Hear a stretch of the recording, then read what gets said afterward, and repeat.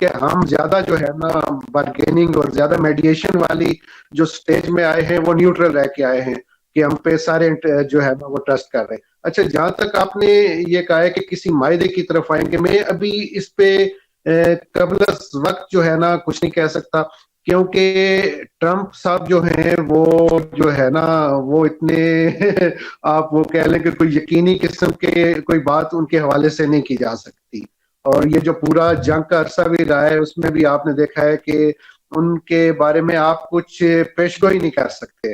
वो किसी टाइम भी जो है, अभी देखें दोनों पार्टीज के अंदर जो है ना थोड़ी सी लचक का आना जरूरी है।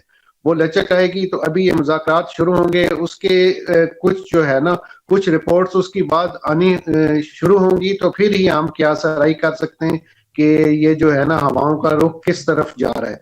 अभी ये मेरा ख्याल है कि काफी कबल वक्त है कि मुज़ाकरात के बारे में कोई पेशगोई करना, लेकिन हमारी दुआ है कि अल्लाह करे जी के मुज़ाकरात कामयाब हो जाए और पूरे खित्ते में जो है ना अमन अमान आ जाए। खास तौर पे ये जो ईरान का जो रीजन है, ये हमारे ऊपर जो है ना पाकिस्तान के ऊपर इसका बहुत ज्यादा इफेक्ट पड़ना है।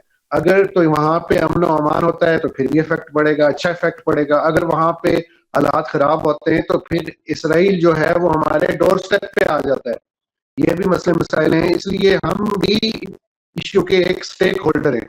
तो हमारी दुआ है कि अल्लाह करे बेहतरी की तरफ हालात चले जाएं। तो जिस तरह सारे फरीक जो हैं और खासतौर पे पाकिस्तान के हमारे प्राइम मिनिस्टर हो गए, फील्ड मार्शल हो गए, वजीर खारजा हो गए, इन्होंने बड़ी सिंसियरिटी से दिन रात इन्होंने काम किया है। तो इंशाअल्लाह अल्लाह भी कहता है कि हम किसी की मेहनत को जो है ना वो रायगा नहीं जाने देते। तो पूरी कौम की दुआएं कि अल्लाह करे कि मुसलमानों का खून ना बहे और